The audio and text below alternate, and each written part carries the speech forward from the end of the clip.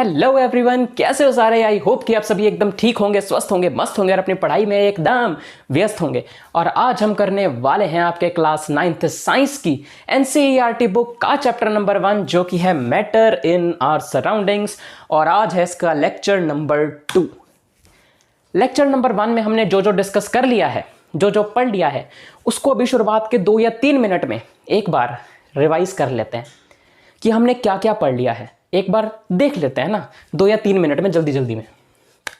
ठीक है, अभी हम देखने जा रहे हैं रिकैप ऑफ लेक्चर नंबर 1। ठीक है, ताकि तुम्हें एक बार रिवाइज हो जाए कि हम क्या क्या पढ़ चुके हैं और तुम आगे आने वाली चीज़ों को और अच्छे से समझ पाओ। सबसे पहले हमने पढ़ी इस चैप्टर की introduction.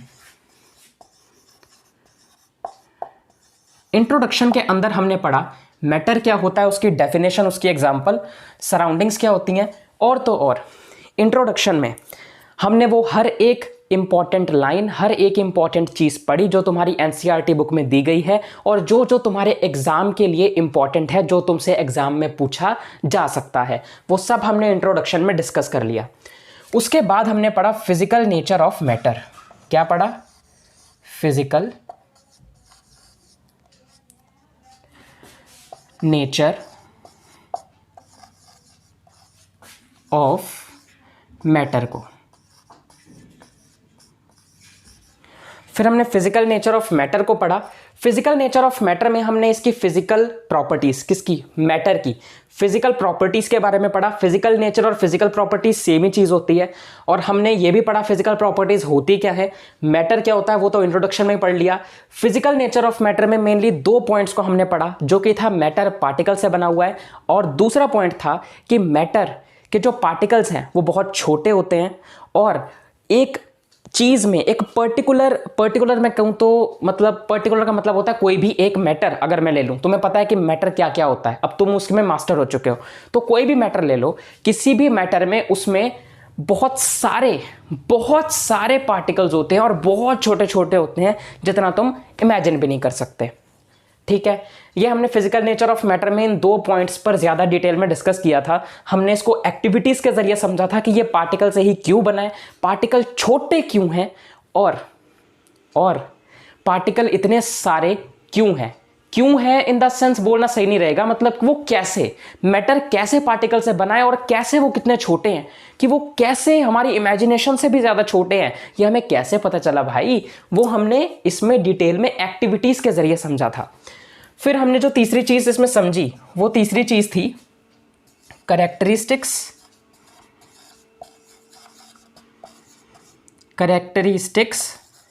Of particles of matter. मैंने लास्ट लेक्चर में यहां पर ऊपर हेडिंग लिख दिया था characteristics of matter, but actual में यह है characteristics of particles of matter. ठीक है, characteristics of particles of matter, इसमें ये जो वर्ड है ना कैरेक्टरिस्टिक्स का मतलब बेसिकली होता है प्रॉपर्टीज ही होता है। और प्रॉपर्टीज क्या होती हैं ये ऑलरेडी डिस्कस हो चुका है, मैं एक चीज को बार बार रिपीट नहीं करूंगा। पार्टिकल्स ऑफ मैटर क्या होते हैं वो भी मैं बता चुका था पिछले लेक्चर में। कैरेक्टरिस्टिक्स यानी प्रॉपर्टीज मैंने अभी बता दिया। और इसमें जो हमने प्रॉपर्टीज पढ़ी पार्टिकल ऑफ मैटर की, वो मेनली 3 प्रॉपर्टीज हमने पढ़ी। पहली प्रॉपर्टी थी कि जो मैटर के पार्टिकल्स होते हैं उनमें स्पेस होती है। दूसरी प्रॉपर्टी थी वो कंटिन्यूअसली मूव करते रहते हैं। तीसरी प्रॉपर्टी थी कि मैटर के पार्टिकल एक दूसरे को अट्रैक्ट करते हैं। ठीक है, इन तीनों प्रॉपर्टीज को हमने एक्टिविटीज के जरिए समझा कि ये तीनों प्रॉपर्टीज हमें कैसे पता चला कि मैटर के जो पार्टिकल्स हैं उनमें यही 3 प्रॉपर्टीज होती हैं, कैसे पता चला, वो एक्टिविटीज के जरिए समझ लिया। और तो और हमने काइनेटिक एनर्जी के बारे में समझा कि काइनेटिक एनर्जी क्या होती है। उसके बाद हमने डिफ्यूजन के बारे में भी समझा। डिफ्यूजन की हमने डेफिनेशन देखी जो तुम्हारे एग्जाम में बहुत बार पूछी गई है और पूछी जाएगी, ये भी हमने देखी। तो हमने काइनेटिक एनर्जी को डिस्कस किया, हमने डिफ्यूजन को डिस्कस किया, और तो और हमने तुम्हारी एक्टिविटीज, तुम्हारे बुक में दी गई एक्टिविटीज 1.1 से लेकर 1.8 तक भी बहुत अच्छे से डिस्कस कर ली थी। तो ये 8 थोड़ा सा अजीब सा बन गया, थोड़ा 8 अच्छा सा बना देते हैं। और ये दरवाज़ा क्यों खुल गया है रे बाबू भैया, बंद हो जाओ ढिंक चिका। तो यहाँ पे एक्टिविटीज़ भी डिस्कस हो गई। तो ये सब चीज़ें हमने लेक्चर नंबर 1 में पढ़ ली थी। अगर लेक्चर नंबर 1 नहीं देखा ना यार, तो अपने एग्जाम में ना बहुत सारे मार्क्स खो दोगे, तो मैं सच्ची कह रहा हूँ। बाकी लेक्चर नंबर 2 तो अभी मैं पढ़ाऊंगा ही, तब तक के लिए इसका स्क्रीनशॉट लो और अब हम पढ़ते हैं आगे। तो चलो हम थोड़ा सा आगे बढ़ते हैं और अब लेक्चर नंबर 2 में हम स्टार्ट करने वाले हैं तुम्हारे स्टेट्स ऑफ मैटर वाले टॉपिक को। ठीक है, इस लेक्चर में हम पढ़ने वाले हैं स्टेट्स ऑफ मैटर को। स्टेट्स ऑफ मैटर क्या होती हैं समझते हैं। हमारे आसपास में, हमारी सराउंडिंग्स में, यानी हमारे आसपास डिफरेंट टाइप्स ऑफ मैटर हैं, अलग अलग तरह के मैटर हैं जो कि डिफरेंट स्टेट्स में प्रेजेंट हैं, जो कि मतलब अलग अलग स्टेट्स में हैं। प्रेजेंट है मतलब अभी हैं, अभी हैं, अभी मतलब हमारे आसपास हैं और हमेशा रहते हैं और हमेशा रहेंगे। तो हमारे आसपास में अलग अलग तरह के मैटर हैं, अलग अलग स्टेट्स में, अलग अलग स्टेट्स के। स्टेट्स का मतलब क्या होता है, वो तुम्हारे ये वाला स्टेट नहीं, Punjab state, Haryana state, Delhi state, वो स्टेट नहीं। मैं स्टेट की बात कर रहा हूं। कौन से स्टेट की बात कर रहा हूं मैं? उन 3 स्टेट्स की बात कर रहा हूं जो तुम बचपन से पढ़ते आ रहे हो साइंस में, एसएसटी में नहीं। वो स्टेट्स हैं solid state, liquid state and, message ना बजे, डिस्टर्ब होता है। Okay, solid, liquid and gaseous state. Gaseous बोलो या गैस स्टेट बोलो, चलो गैसियस ज़्यादा अच्छा लग रहा है तो गैसियस बोल देते हैं, मतलब तो गैस वाला ही है। गैस तो नहीं बनी हो तुम लोगों में से किसी के? अच्छी सर गंदी बातें मत करो। हमारे आसपास में अलग अलग तरह के मैटर होते हैं, अलग अलग स्टेट्स में होते हैं। 3 तरीके की स्टेट्स होती हैं, सॉलिड, लिक्विड और गैस। सॉलिड स्टेट के क्या एग्जाम्पल क्या है सर? सॉलिड स्टेट में होने का मतलब क्या है? यानी ऐसी स्टेट में होना जो सॉलिड हो, जो हार्ड हो। जैसे कि ये डस्टर सॉलिड है, मैं इसको दबाऊंगा तो इसकी कोई शेप तो बदल नहीं जाएगी, मैं इसको खींचूंगा तो इसकी शेप बदल नहीं जाएगी, इसकी वॉल्यूम फिक्स रहेगी। वॉल्यूम क्या होती है सर? वॉल्यूम मैं तुम्हें पिछले लेक्चर में ऑलरेडी बहुत डिटेल में बता चुका हूं, दोबारा नहीं बताऊंगा ना ना ना। चलो बता देता हूं यार, फिर तुम रोने मत लग जाना। जैसे एक गिलास है, गिलास में कितना पानी आएगा भाई? गिलास में जितनी जगह है वो उसकी वॉल्यूम है। या किसी भी चीज़ की अगर बात करो, अगर मैं कहूं कि तुम्हें इस चीज़ की वॉल्यूम बताओ या उस चीज़ की वॉल्यूम बताओ, वॉल्यूम बताने का मतलब है कि ये बताओ कि उस चीज़ में जगह कितनी है किसी चीज़ को रखने के लिए। जिसमें ज़्यादा जगह उसकी वॉल्यूम ज़्यादा, जिसमें कम जगह उसमें वॉल्यूम कम। तो वैसे ही मैं कह रहा हूं कि इसकी जो वॉल्यूम है वो बदलेगी नहीं, इसमें जो जगह जितनी है उतनी ही रहेगी। ऐसा नहीं होगा कि मैंने इसको खींचा तो इसकी जगह ज़्यादा हो गई, इसको मैंने ऐसे किया तो इसकी जगह कम हो गई। हाँ, अगर मैंने बहुत ज़्यादा जोर से इसको ज़मीन पे पटका तो ये टूट ज़रूर सकता है, पर इसकी वॉल्यूम फिक्स रहेगी, जगह नहीं बदलेगी। टूटना अलग बात होती है और वॉल्यूम का चेंज होना अलग बात होती है। मैं बोल रहा हूं कि अगर हम इसको जितना मर्जी दबाएं, इससे ये नहीं बदलेगा। सॉलिड होता है ये। बाकी सॉलिड की प्रॉपर्टीज के बारे में डिटेल में पढ़ेंगे। लिक्विड के बारे में जानते हैं। लिक्विड जैसे कि पानी। अब इसमें मैं क्या बताऊं, लिक्विड का मतलब पानी होता है, जैसे जो फैलता रहता है एक जगह पे, मतलब उसको जिस भी चीज में डालो वो उस जगह की शेप ले लेता है। एक पानी को तालाब में देखोगे तो वो फैला हुआ दिखेगा, बहुत बड़ी मात्रा में दिखेगा। वैसे ही मात्रा का मतलब बहुत ज़्यादा क्वांटिटी में दिखेगा, बहुत ज़्यादा दिखेगा। वैसे ही अगर मैं बॉटल में उसको डालूंगा तो वो बॉटल की शेप ले लेगा। वैसे ही अगर मैं उसको टब में डालूंगा नहाने के लिए तो वो टब की शेप ले लेगा। बाल्टी में डालूंगा बाल्टी की शेप ले लेगा। मग में डालूंगा तो मग की शेप ले लेगा। मतलब लिक्विड होता है जिसको दबाया, कंप्रेस किया जा सकता है। मतलब सॉलिड को भी कंप्रेस किया जा सकता है, मतलब दबाया जा सकता है। दबाया जा सकता है मतलब उसको दबाकर उसकी शेप को या वॉल्यूम को चेंज किया जा सकता है, पर सॉलिड को नहीं किया जा सकता, यानी इसको ये कंप्रेसिबल नहीं है। लिक्विड को किया जा सकता है, दबाया जा सकता है, उसकी वजह से उसकी शेप चेंज हो सकती है भाई, चाहे कुछ देर के लिए हो, पर हो सकती है कि नहीं? और ज़्यादा देर के लिए भी रह सकती है। सपोज देखो, पानी जो है एक बाल्टी में है, उसको तुम ऐसे दबाओगे, मैं शायद थोड़ा सा फालतू बोल रहा हूं।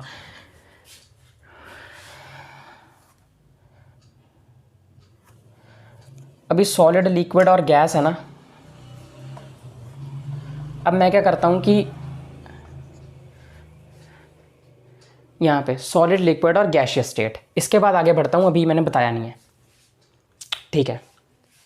तो हमारे पास 3 स्टेट्स ऑफ मैटर है, सॉलिड, लिक्विड और गैस, ठीक है। अब सॉलिड, लिक्विड और गैसियस स्टेट होती क्या क्या है यार, देखो इनकी जो प्रॉपर्टीज है ना, इन सब तीनों स्टेट्स की जो प्रॉपर्टीज है उनको तो हम डिटेल में डिस्कस। कैप गिर गया, एक सेकेंड, अरे कैप कहाँ गया, अरे कैप मिल गया, इसको साइड में रख देता हूँ वरना फिर से हाथ से खिसक जाएगा, बहुत शरारती हो गया है, मैं क्या बताऊँ आप लोगों को। हाँ, तो 3 स्टेट्स है, सॉलिड, लिक्विड और गैस, इन तीनों की प्रॉपर्टीज को हम डिटेल में थोड़ी देर में पढ़ेंगे। अभी तुम इसकी एग्जांपल के जरिए समझ लो कि सॉलिड क्या होता है, लिक्विड क्या होता है, गैस क्या होता है।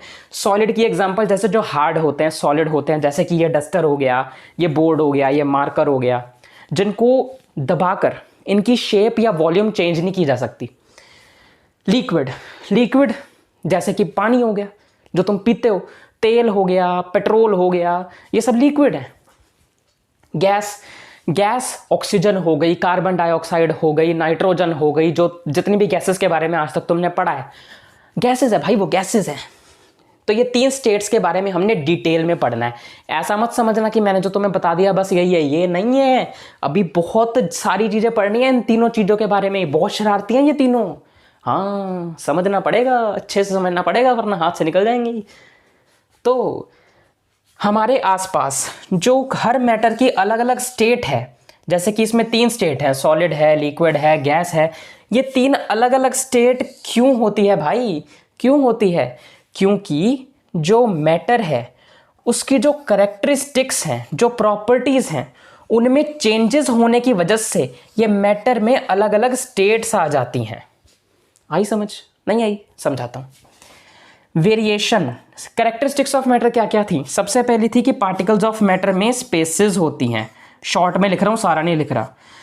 दूसरी थी कि जो पार्टिकल्स ऑफ मैटर हैं वो कंटिन्यूअसली मूव करते रहते हैं, है ना, नीचे होके लिखते हैं, ये कंटिन्यूअसली मूव करते रहते हैं भाई साहब। स्पेसेस थोड़ा सा टेढ़ा हो गया सही करें इसको, सही कर देते हैं बाबू भैया। डस्टर लाओ, छी गंदा, डस्टर डस्टर डस्टर लाओ, डस्टर डस्टर डस्टर लाओ, ओए होए, इनमें स्पेसेस होती हैं, कंटिन्यूसली मूव करते रहते हैं। तीसरी थी कि ये एक दूसरे को अट्रैक्ट करते हैं। कौन? पार्टिकल्स ऑफ मैटर की बात कर रहा हूँ। अबे यार अट्रैक्ट लिखो ना भाई साहब, क्या लिख रहे हो तुम? अट्रैक्ट, ठीक है। अब सबसे पहले तो स्पेसेस की बात करें। कैरेक्टरिस्टिक्स ऑफ मैटर जब चेंज होते रहते हैं ना, अलग अलग मैटर के अलग अलग पार्टिकल्स होते हैं और हर अलग अलग मैटर के हर अलग अलग पार्टिकल्स की अलग अलग प्रॉपर्टीज या अलग अलग कैरेक्टरिस्टिक्स होती हैं, ये तुम्हें पता है। अब इन्हीं पार्टिकल्स की कैरेक्टरिस्टिक्स या प्रॉपर्टीज के चेंज होने से उनकी स्टेट चेंज हो जाती है। कैसे? स्पेसेस की बात करते हैं पहले। अगर मैं कहूं कि 2 पार्टिकल हैं, उनमें स्पेस बहुत कम है, बहुत कम है, क्योंकि स्पेस तो यार रहेगी, चाहे बहुत कम रहे पर रहेगी, साथ में जुड़ेंगे नहीं, बहुत कम है, बहुत ज़्यादा, तो उनको तोड़ना मुश्किल है कि नहीं? बताया था ना पिछले लेक्चर में कि पार्टिकल्स ऑफ मैटर जो हैं जितने ज़्यादा पास होते हैं उनको तोड़ना उतना ज़्यादा मुश्किल होता है। बताया था कि नहीं एक्टिविटी के जरिए? तो सॉलिड, लिक्विड, गैस में से किसे तोड़ना सबसे ज़्यादा मुश्किल है? सॉलिड को। तो स्पेसेस कम होने का मतलब वो सॉलिड स्टेट बन जाएगी। स्पेसेस थोड़ी सी बढ़ गई तो अब कौन सी स्टेट बनेगी भाई?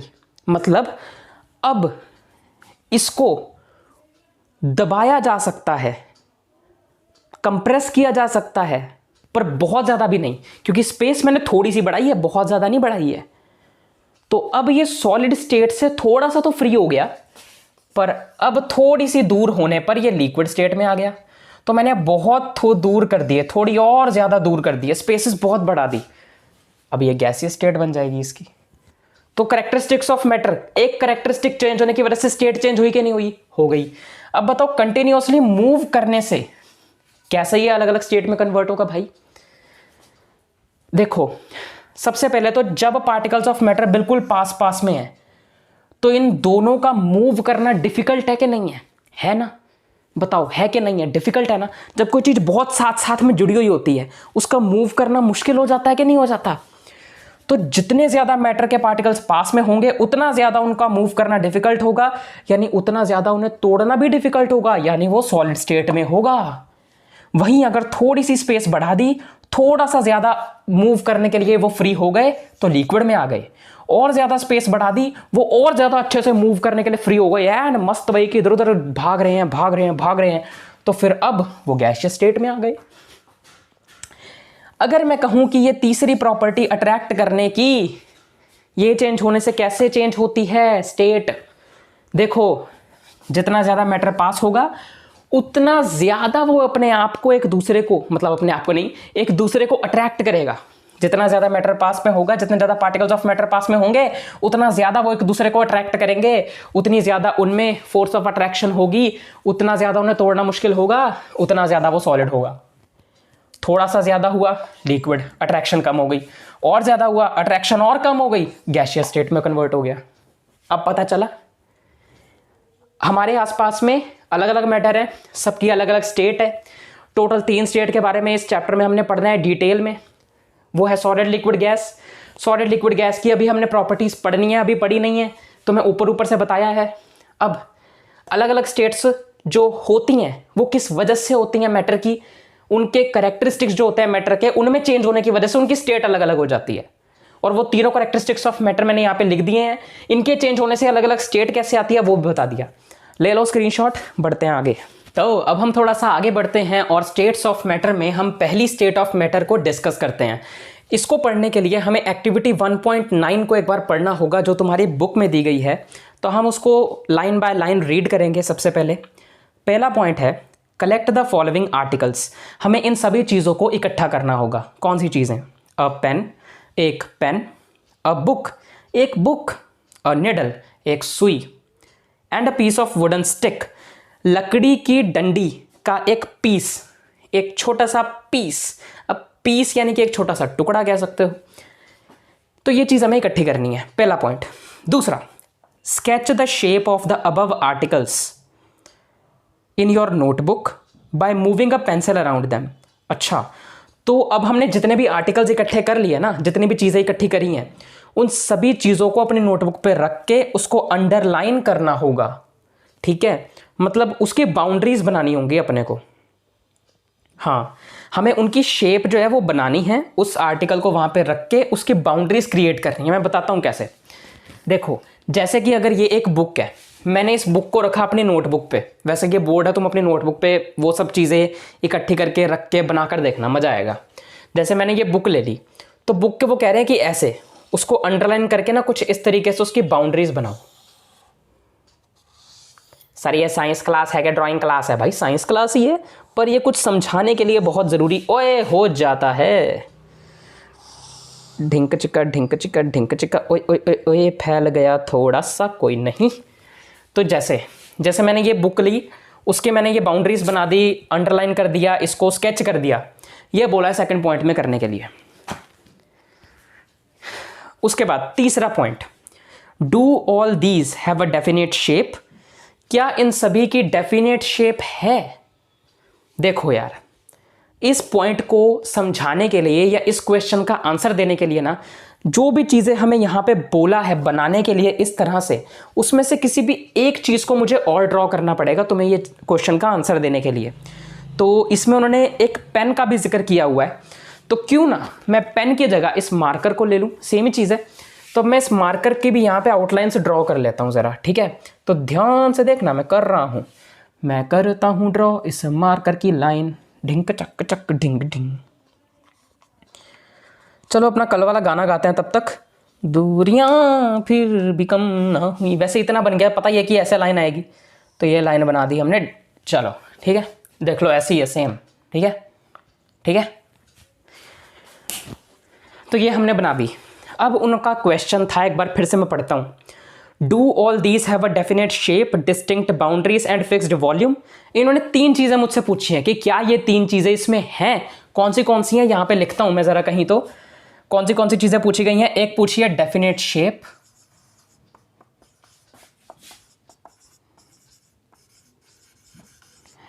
एक पूछा है हमसे डिस्टिंक्ट बाउंड्रीज,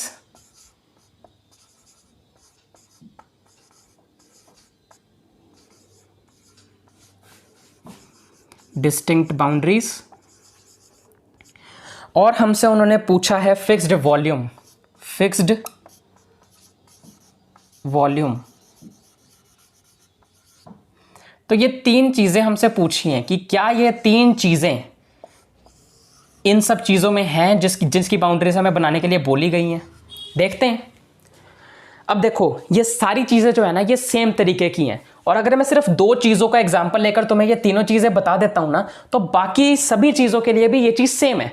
ठीक है, तो सबसे पहले डेफिनेट शेप है या नहीं है, खुद ही देख लो। डेफिनेट शेप का मतलब है कि ऐसी शेप जो चेंज ना हो पाए, या जिस शेप को तुम चेंज ना कर सको। अगर मैं तुम्हें इस बुक का एग्जांपल लेके बताऊं, तो अगर मैं इस बुक को खींचता हूं या मैं इसको ऐसे दबाता हूं, तो क्या इसकी शेप चेंज हो गई?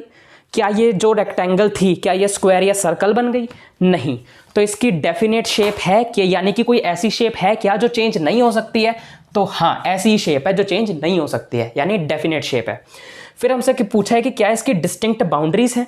डिस्टिंक्ट बाउंड्रीज होने का मतलब है कि क्या इसके ये जो बाउंड्रीज का मतलब क्या होता है कि ये इसके किनारे और इसकी ये बनाने का डिजाइन वगैरह, समझ सकते हो तुम।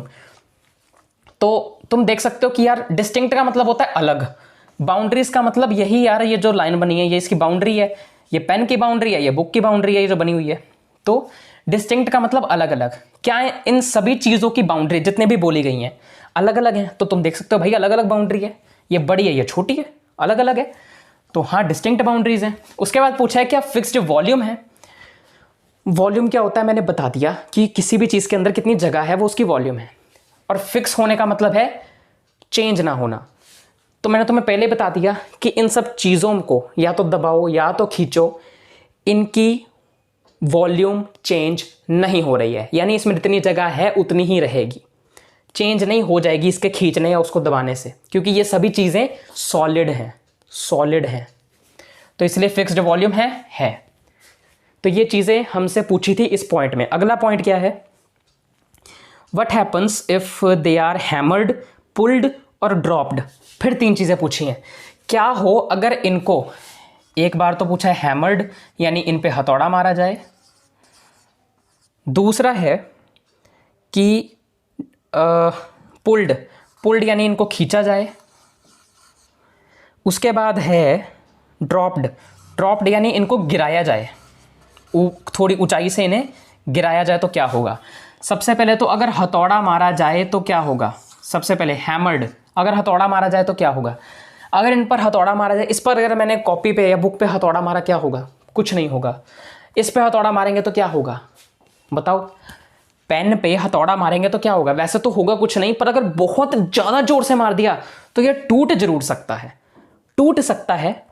पर एक चीज़ याद रखना, ना इसकी वॉल्यूम चेंज होगी ना इसकी शेप चेंज होगी, क्योंकि टूटना और शेप या वॉल्यूम चेंज होना दो अलग अलग बातें हैं। शेप या वॉल्यूम चेंज होना पहली बात, इसका टूटना दूसरी बात। ये दोनों अलग अलग बातें हैं, सेम नहीं है।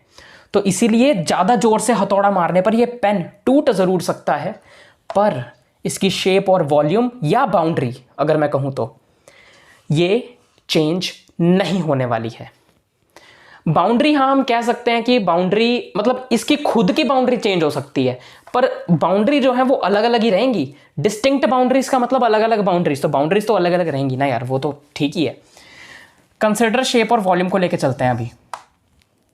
हथौड़ा मारने पर इसमें कोई चेंज नहीं आएगा, ये टूट ज़रूर सकता है, टूट ज़रूर सकता है, पर शेप और वॉल्यूम के बेसिस पे देखा जाए तो कोई चेंज नहीं आएगा।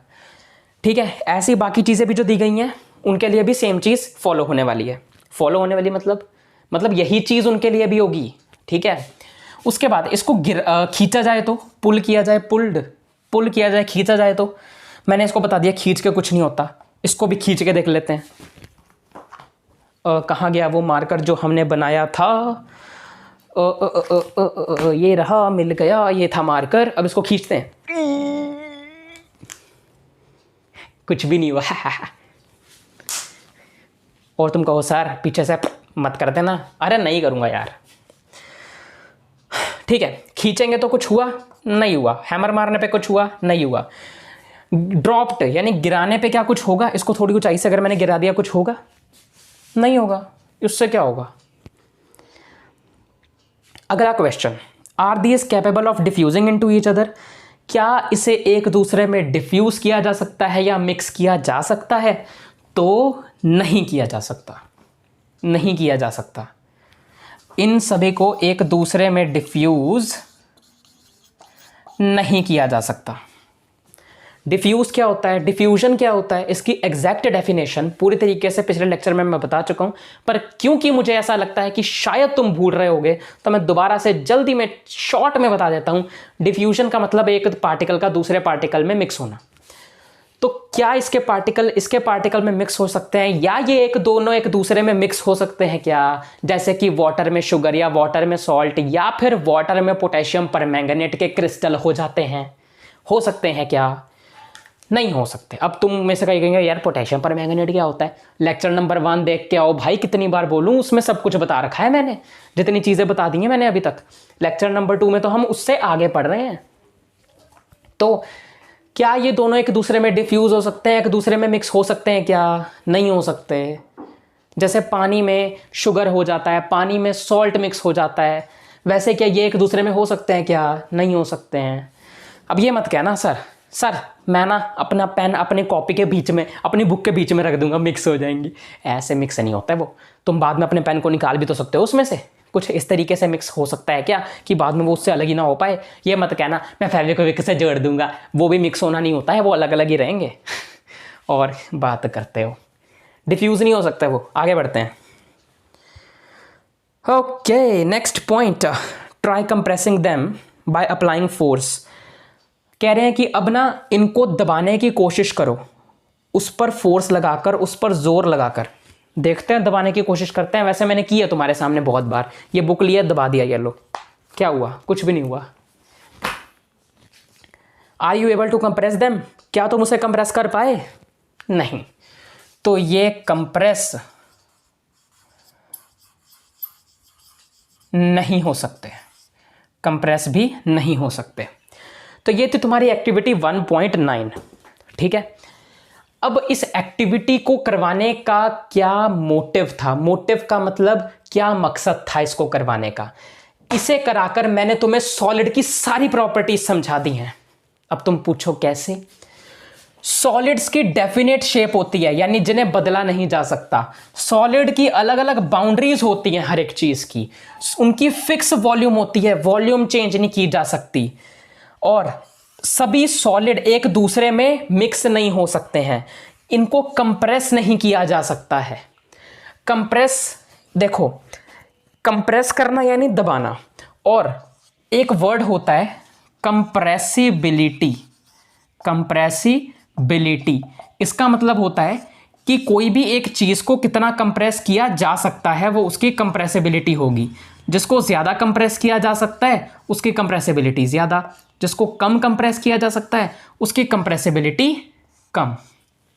ठीक है, मैं दोबारा रिपीट करता हूँ, कंप्रेसिबिलिटी एक वर्ड है जिसका मतलब होता है कि किसी चीज़ को कितना कंप्रेस किया जा सकता है। अगर कोई चीज़ ज़्यादा कंप्रेस हो सकती है तो उसकी कंप्रेसिबिलिटी ज़्यादा, जो कम कंप्रेस हो सकती है उसकी कंप्रेसिबिलिटी कम। पर सॉलिड, ये रहे सॉलिड जो कि कंप्रेस हो ही नहीं सकते, उनको हम कहेंगे कि इनकी नेग्लिजिबल कंप्रेसिबिलिटी होती है। नेग्लिजिबल कंप्रेसिबिलिटी होने का मतलब है कि बिल्कुल ना के बराबर कंप्रेसिबिलिटी होती है, नहीं होती है कंप्रेसिबिलिटी, ये होता है इसका मतलब।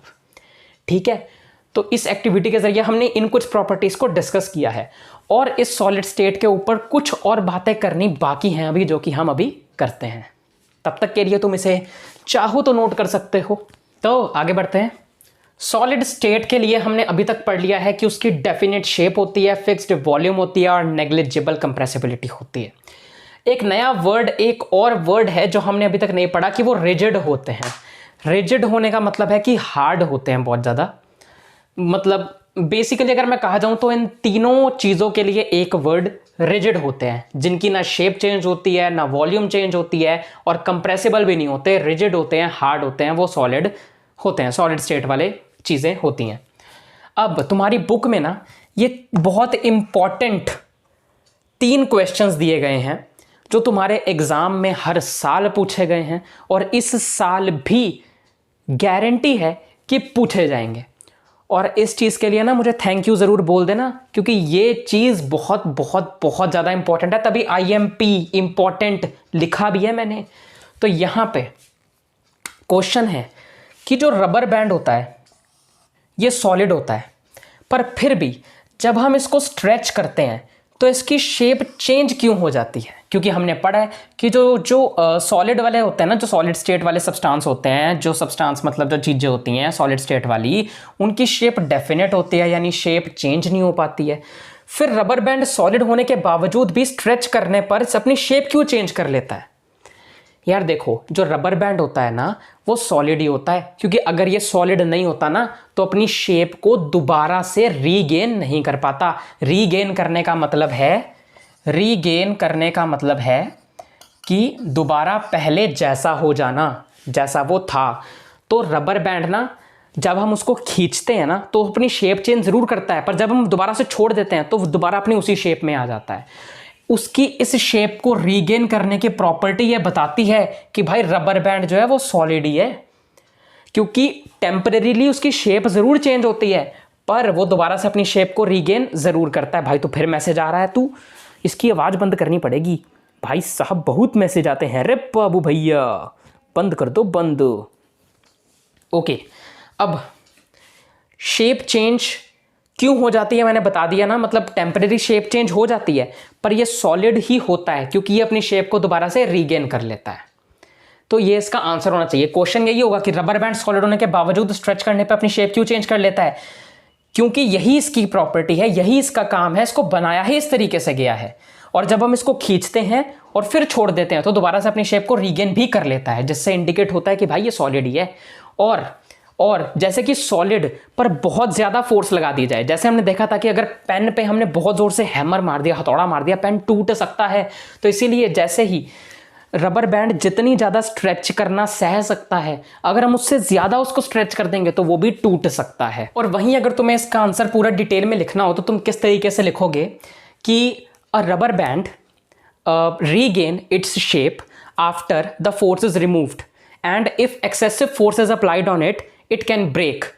ठीक है, तो तुम इस तरीके से इसका आंसर जो है फॉर्म कर सकते हो। मैंने अपनी तरफ से फॉर्म किया है, बाकी तुम कैसे भी बना सकते हो। एक बार आंसर बस पता होना चाहिए यार, बन जाता है, कोई दिक्कत नहीं है। इसमें तुम कैसी भी डेफिनेशन लिख के आओ कोई फ़र्क नहीं पड़ता, सिर्फ फ़र्क इतना पड़ता है कि तुमने सही लिखा है या नहीं, या फिर तुम अपनी वो जो चीज़ तुमने समझी है उसको तुम अच्छे से समझा पा रहे हो या नहीं, ये मैटर करता है। ये नहीं मैटर करता कि तुमने अपनी इंग्लिश कैसी लिखी है, ठीक है ना। साइंस में इंग्लिश मैटर नहीं करती, साइंस में मैटर करते हैं कॉन्सेप्ट, साइंस में मैटर करती हैं वो चीज़ें जो तुम सीखते हो, साइंस में मैटर करता है कि तुम्हें वो चीज़ आती है या नहीं। ये नहीं मैटर करता कि उस चीज़ को तुम सही से लिख पा रहे हो या नहीं, इसमें मैटर करता है तुम सही से उस चीज़ को समझा पा रहे हो या नहीं। जो तुम्हारी कॉपी, जो तुम्हारा पेपर चेक कर रहा है टीचर, उसको समझ आ रहा है कि नहीं तुम क्या लिख रहे हो, समझाना अच्छे से बस। उसके बाद जो शुगर और सॉल्ट होते हैं, यानी कि चीनी या नमक जो होते हैं, ये भी सॉलिड के क्रिस्टल्स होते हैं। क्रिस्टल्स क्या होते हैं भाई, मैं ऑलरेडी बता चुका हूँ लेक्चर 1 में। तो क्रिस्टल्स चलो अभी बता देते हैं। शुगर और सॉल्ट के क्रिस्टल यानी कि यार दाने उसके, तो शुगर और सॉल्ट के जो क्रिस्टल्स होते हैं ना, ये भी सॉलिड होते हैं। पर फिर भी जब भी इन सबको इकट्ठा किसी जार में कहूँ तो जार का मतलब होता है बेसिकली, अगर मैं कहूँ कोई भी शेप का कंटेनर यानी जैसे ग्लास है, ग्लास की क्या शेप है, उसमें पानी डालते हैं वो गिलास की शेप का हो जाता है। टब की क्या शेप है, टब में पानी डालते हैं वो टब की शेप का हो जाता है। तो ऐसी शेप अलग अलग होती है ना हर एक चीज़ की। तो वो कहते हैं कि जब भी हम चीनी या फिर नमक को किसी भी जार या किसी भी अलग अलग शेप के कंटेनर में डालते हैं तो वो उसी कंटेनर की शेप का हो जाता है ना। तुमने देखा होगा अगर हमने कोई चीनी वगैरह किसी भी एक हाँ, तुम्हारे मम्मी ने किचन में चीनी सबसे पहले एक डब्बे में डाल के रखी होगी चाय बनाने के लिए, है ना, किसी स्टील के डब्बे में या किसी भी और डब्बे में चीनी डाल के रखी होगी, तो चीनी उस डब्बे की शेप की हुई पड़ी है। वही चीनी को अगर ज़मीन पे फेंक दिया तो ज़मीन की शेप की हो जाएगी, फैल जाएगी ज़मीन पे, है ना, एक जगह पे ऐसे फ्लैट हो जाएगी। तो वही बात हो रही है कि जो भी नमक और चीनी जो होती है ना, ये ये सॉलिड होते हैं, पर फिर भी अपनी शेप क्यों बदल लेते हैं, जिस जार में जाते हैं उस शेप के क्यों हो जाते हैं, जबकि कहा जाता है सॉलिड शेप चेंज नहीं कर सकता। तो भाई ये ऐसा इसलिए होता है क्योंकि तुम सॉल्ट और शुगर के काफ़ी सारे क्रिस्टल्स को साथ में पढ़ रहे हो या साथ में कह रहे हो कि शेप ले रहा है, पर एक्चुअल में अगर हम देखें तो सॉल्ट और शुगर के सिर्फ एक क्रिस्टल को यानी एक दाने को, तो वो अपनी शेप थोड़ी चेंज करता है। इसमें जो सॉल्ट और शुगर को तुम सॉलिड कह रहे हो ना, वो सॉलिड तुम सॉल्ट और शुगर के क्रिस्टल्स को कह रहे हो, और वो क्रिस्टल्स अपनी शेप चेंज नहीं करते हैं। बस अगर बहुत सारे बंदों के ग्रुप को एक पर्टिकुलर जगह में डाल दिया जाता है ना, पर्टिकुलर का मतलब एक तरह की जगह में डाल दिया जाता है ना, तो ये बस उस जगह में अपने आप को समेट लेते हैं, पर एक्चुअल में खुद की शेप चेंज नहीं करते हैं। जैसे अभी भी तुम्हें समझ नहीं आया, कैसे समझाऊं यार, जैसे अगर तुम्हारी एक क्लास में 60 बच्चे हैं, 60 स्टूडेंट्स हैं, और तुम्हारी क्लास में जगह है सिर्फ 40 स्टूडेंट्स की, तो वहाँ पे 40 स्टूडेंट तो आराम से आ जाएंगे, बाकी के बचे 20 स्टूडेंट्स के लिए तुम्हें जगह बनानी पड़ेगी ना, ऐसे खिसक खिसक के एक दूसरे के साथ जुड़ जुड़ के बैठना पड़ेगा कि नहीं बैठना पड़ेगा।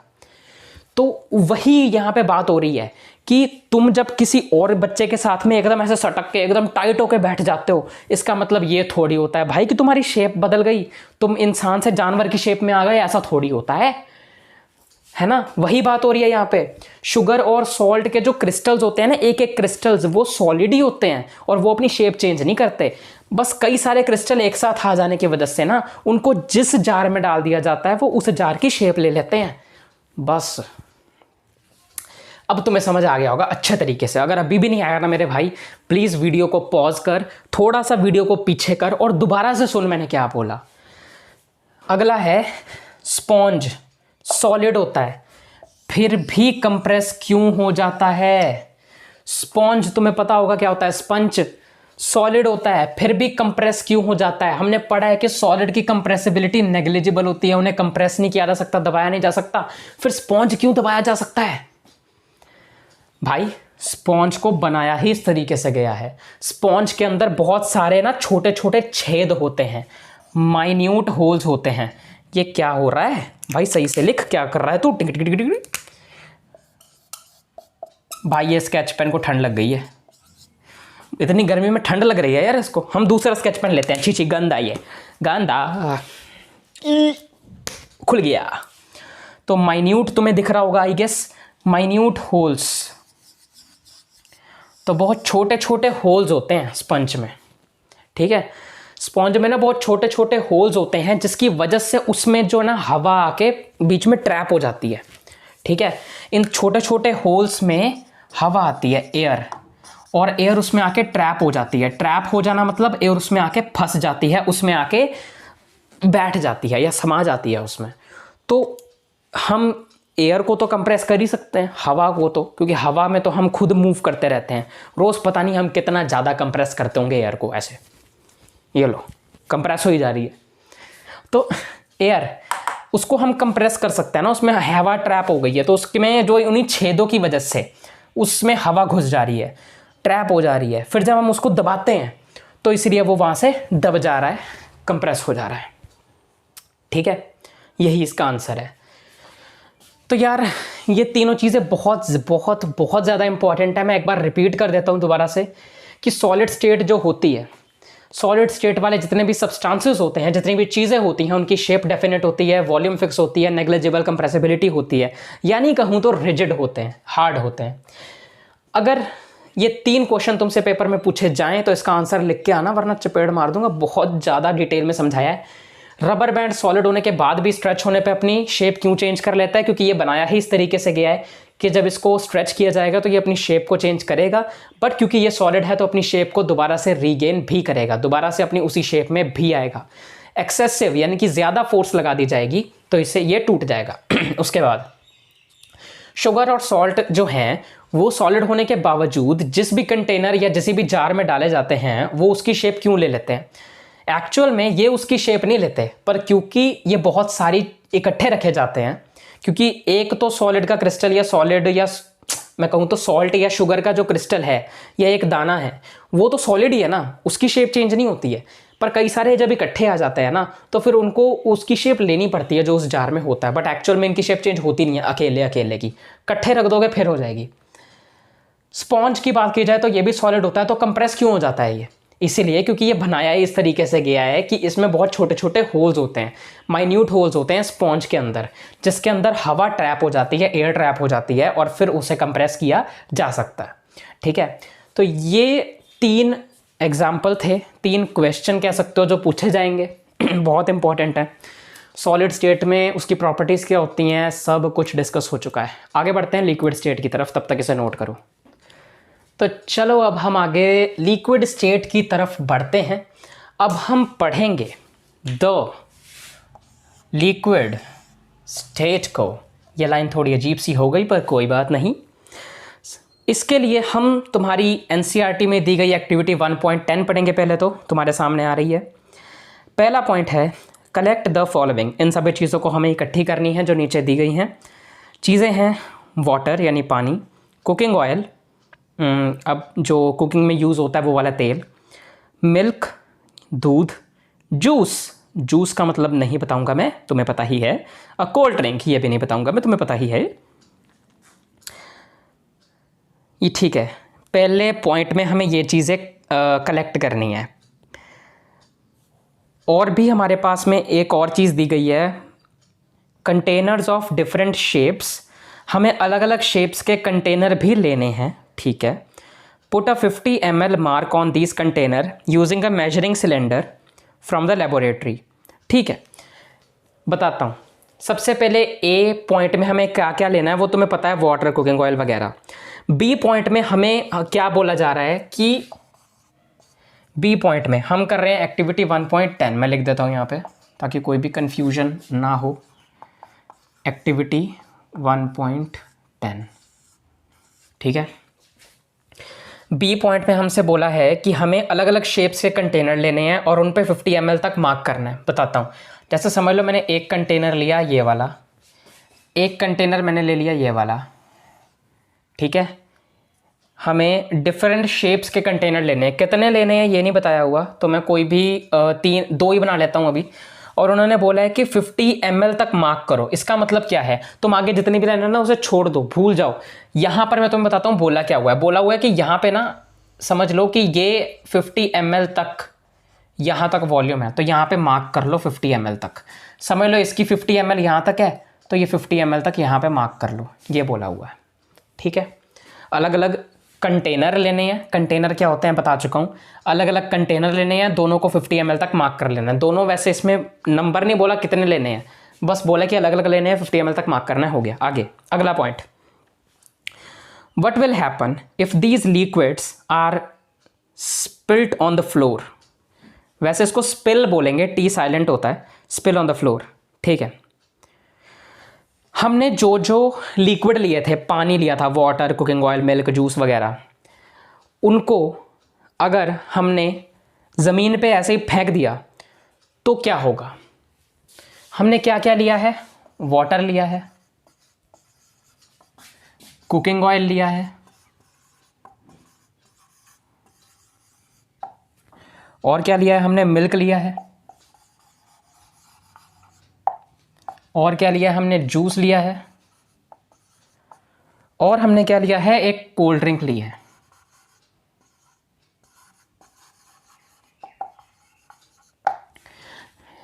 इन सबको अगर ज़मीन पे मैंने ऐसे ही गिरा दिया तो क्या होगा भाई, चाहे वो वाटर हो, चाहे तेल हो, चाहे दूध हो, चाहे जूस हो, चाहे कोल्ड ड्रिंक हो, ज़मीन पे गिराएंगे क्या होगा, फैल जाएगी यार। मम्मी को साफ़ करनी पड़ेगी, थप्पड़ भी पड़ेंगे।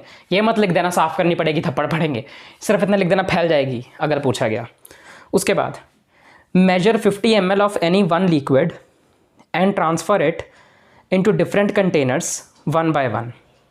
तो यार इसमें ना एक चीज़ हमें अब चेंज करनी पड़ेगी, क्योंकि बात क्या है कि इसमें जो 50 ml मार्क करने के लिए उन्होंने बोला है ना, उन्होंने पहले हमें बोल दिया कि इसको 50 ml तक मार्क करो, पर एक्चुअल में बात यह है कि हमें इसको 50 ml तक मार्क नहीं करना।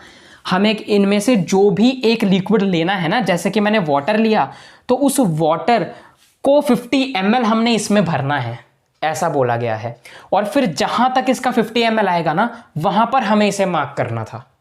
ठीक है, तो इस चीज का ध्यान रखना कि वाटर को हमने इसमें 50 ml डालना है, 50 ml पानी इसमें हमें डालना है। और फिर 50 ml डालने के बाद में जिस लेवल तक पानी आएगा, फॉर एग्जांपल यहां तक पानी आया, तो हमें यहां तक ये मार्क करना था कि ये 50 ml तक पानी यहां तक आया है। ठीक है, ऐसे करना था। ऐसे ही फिर उन्होंने बोला, इसी पॉइंट में उन्होंने बोला है measure 50 ml of any one liquid and transfer it into different containers one by one. किसी भी एक लिक्विड को 50 ml तक ले लो और फिर उसको हर एक कंटेनर में एक एक करके डालो। पहले वाटर को इसमें डालो, फिर इस कंटेनर में से यही वाला पानी इसमें डाल दो। आई समझ? पहले वो बोल रहे हैं कि सबसे पहले 50 ml वाटर को इसमें डालो, फिर यही वाला वाटर जो इसमें पहले डला हुआ है इसी को ही इसमें डाल दो, इसको खाली कर दो। अब इसको इसमें डाल दो और समझ लो कि ये 50 ml वाटर इसमें यहां तक आया, और फिर मैंने ये मार्क कर लिया कि ये 50 ml वाटर इसमें यहां तक आया है। ठीक है। Does the volume remain same? क्या इस पानी की वॉल्यूम सेम रही? ऑब्वियस ही बात है भाई, हाँ, क्योंकि अगर तुमने यहां पे 50 ml पानी लिया, वही 50 ml तुमने इसमें डाला और यही 50 ml तुमने इसमें से इसमें डाला, तो भाई पानी की वॉल्यूम यहां भी 50 ml थी, यहां भी 50 ml थी और यहां तो 50 ml थी ही, वो चेंज थोड़ी ना होगी। तो सबसे पहले उन्होंने बोला कि क्या उसकी वॉल्यूम सेम रहेगी? तो हाँ भाई, उसकी वॉल्यूम जो है वो सेम रहेगी। ठीक है, उसके बाद अगला क्वेश्चन है, does the shape of the liquid remain the same? क्या लिक्विड की शेप सेम रहेगी? क्या लिक्विड की शेप सेम रहेगी? तो वो नहीं रहेगी। क्यों? क्योंकि लिक्विड जो है जब इस कंटेनर में था तो वो इस कंटेनर की शेप का था कुछ ऐसा, जब नहीं, ये नहीं बनाना, कंटेनर जब इसकी शेप में था तो वो, मतलब जब वाटर इस कंटेनर में था तो वो इसकी शेप का था, जब वाटर इस कंटेनर में था तो वो इस कंटेनर की शेप का था, तो शेप तो अलग अलग थी। गिलास में पानी को डालते हैं, गिलास की शेप का हो जाता है, टब में डालते हैं, टब की शेप का हो जाता है, शेप बदलती रहती है। तो क्या शेप सेम रही? नहीं रही। अगला question, when you pour the liquid from one container into another, जब हमने लिक्विड को एक कंटेनर से दूसरे कंटेनर में डाला, डज इट फ्लो इजीली? क्या वो इजीली फ्लो हो गया? क्या वो इजीली फ्लो हो गया? तो भाई हाँ, इसमें क्या मुश्किल हुई? मैंने ऐसे किया, इसको इसमें डाल दिया, इजीली फ्लो हो गया। इसमें क्या मुश्किल हुई? नहीं हुई, इजीली फ्लो हो गया। ओके, तो इस एक्टिविटी को कराने का क्या मोटिव था, क्या मकसद था? हमने लिक्विड स्टेट की सारी प्रॉपर्टीज पढ़ ली है यार। अब तुम कहोगे सर ये कैसे पढ़ ली हमने ये कर लिया कि लिक्विड जो है उनकी वॉल्यूम सेम रहती है, यानी कि वॉल्यूम फिक्स्ड रहती है। वॉल्यूम लिख रहा हूं मैं। छी गंदा, डस्टर ले लो अंकुर भाई, अंकुर सर बोलना है भाई, नहीं बोलना है। वैसे तुम्हें मेरा नाम अगर नहीं पता तो हाँ अंकुर था, पिछले लेक्चर में मैंने बीच में कहीं तो बता दिया था। फिक्स्ड वॉल्यूम होती है, लिक्विड की जो शेप है वो सेम रहती नहीं है, यानी इसकी डेफिनेट शेप नहीं होती है, इसकी डेफिनेट शेप नहीं होती है। और जब किसी चीज की डेफिनेट शेप नहीं होती है तब हम उसे कहते हैं कि उसकी शेप इनडेफिनेट होती है। जब किसी चीज की शेप डेफिनेट नहीं होती है तब हम कहते हैं कि उसकी शेप जो है वो इनडेफिनेट होती है। इनडेफिनेट यानी डेफिनेट नहीं होना, फिक्स नहीं होना, एक जैसी नहीं रहना, चेंज हो पाना। शेप चेंज हो सकती है। फ्लो इजीली फ्लो हो सकता है। इसका मतलब क्या है? कोई भी चीज इजीली फ्लो हो सकती है, यानी इजीली मूव हो सकती है। इसका मतलब हुआ कि इसके पार्टिकल्स में पार्टिकल्स हैव ज़्यादा मोर स्पेस होती है, यानी इसके पार्टिकल्स में ज़्यादा स्पेस होती है। किससे ज़्यादा होती है? देन सॉलिड से ज़्यादा होती है। गैस से कम रहती है, गैस के बारे में हम आगे पढ़ेंगे, पर अभी सिर्फ इतना समझो कि ये फ्लो इजीली कर पाता है। ये किस बात को बताता है? कि इसके पार्टिकल्स में स्पेसेस ज़्यादा होती हैं। किससे ज़्यादा? सॉलिड से ज़्यादा होती हैं। गैस से कम होती है, सॉलिड से ज़्यादा होती हैं, पर इसीलिए इजीली फ्लो कर पाता है।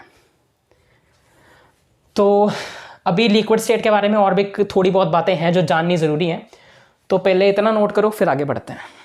तो चलो अब हम थोड़ा सा आगे बढ़ते हैं और लिक्विड स्टेट के बारे में एक्टिविटी के जरिए हमने समझ लिया है कि इसकी फिक्स्ड शेप होती है, फिक्स्ड शेप नहीं होती है, नो फिक्स्ड शेप नहीं होती है, वॉल्यूम फिक्स होती है और ये इजीली फ्लो करते हैं। यानी जैसे हमने सॉलिड स्टेट के लिए एक वर्ड, दोबारा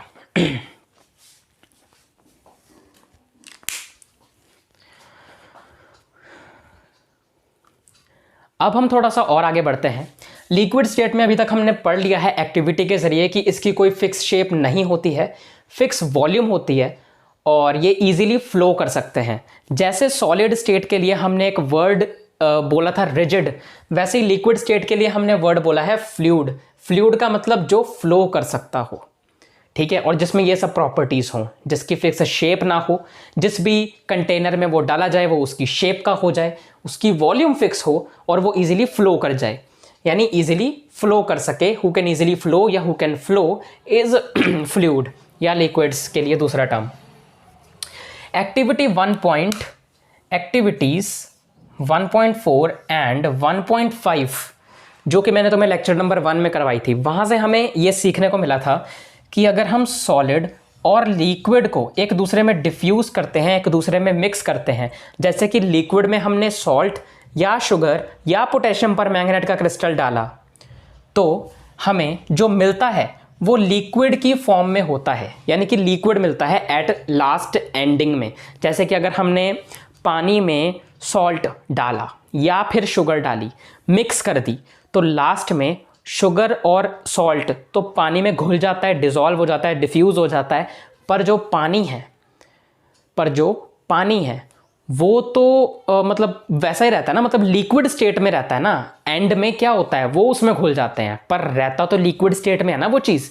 पोटेशियम परमैंगनेट का क्रिस्टल डालते हैं, मिक्स करते हैं, तो फिर क्या होता है, वो पानी कलर्ड हो जाता है, पर सॉलिड तो नहीं बनता, लिक्विड रहता है ना। तो वही बोल रहा हूँ ना, 1.4 1.5 एक्टिविटी जो हमने करी थी ना, उससे हमने ये देखा था कि जब भी सॉलिड और लिक्विड को डिफ्यूज़ किया जा सकता है या फिर सॉलिड को लिक्विड में मिक्स किया जाता है, तो लास्ट में एंडिंग में हमें लिक्विड ही मिलता है, ठीक है। चाहे लिक्विड में सॉलिड मिक्स हो जाता है, पर मिलता तो लिक्विड है कि नहीं। वैसे ही अगर मैं बात करूं गैसेस की, तो गैसेस जो है ना वो डिफ्यूज़ और डिज़ोल्व होती हैं वाटर में, यानी जो गैसेस है ना भाई वो भी लिक्विड में डिफ्यूज़ होती हैं और लिक्विड ही लास्ट में हमें मिलता है। एग्जाम्पल लेता हूं मैं यहाँ पे एक एग्जाम्पल के तौर पे, और ये बहुत इंपॉर्टेंट एग्जाम्पल है। इस एग्जाम्पल के ऊपर तुम्हारे एग्जाम में बहुत क्वेश्चन आते हैं। तो गैसेस के लिए अगर मैं बात की गैसेस के लिए अगर बात की जाए कि वो वाटर में डिफ्यूज़ होते हैं, डिज़ोल्व होती हैं, तो इसके लिए सबसे अच्छा एग्जाम्पल है कि जो ऑक्सीजन है, ऑक्सीजन का डिज़ोल्व होना या डिफ्यूज़ होना एक ही बात है। ऑक्सीजन का डिज़ोल्व होना इन वाटर, इसका एग्जाम्पल हो सकता है। तो ऑक्सीजन जो है वो पानी में डिज़ोल्व हो जाता है, डिफ्यूज़ हो जाता है, जिससे होता क्या है कि जो एक्वेटिक एनिमल्स है ना, मैं ब्रैकेट में लिख रहा हूँ इस चीज़ को, और तुम इसको पूरा आंसर बना के लिखोगे। मैं पहले कह रहा हूँ ऐसे मत लिखना, पूरा आंसर बना के लिखना। मैं तुम्हें सिर्फ समझा रहा हूँ ताकि तुम्हें कंसेप्ट समझ आ जाए कि करना क्या है और ये सब चीज़ें होती क्या हैं, एग्ज़ाम में किस तरह से लिखना है ना, इसका तरीका तुम्हें ढूंढना होगा। बाकी मैं तुम्हें फिर भी बता रहा हूँ, इस तरीके से भी लिख दोगे गलत नहीं होगा भाई, पर थोड़ा ना समझाओ अच्छे से, किसी एग्जामिनर को, किसी टीचर को, जैसे मैं तुम्हें अभी समझा रहा हूँ बोल के, तो वहाँ पे उन्हें बोल के नहीं समझा सकते हो, तुम्हें एग्जाम में इस चीज़ को लिखना होगा।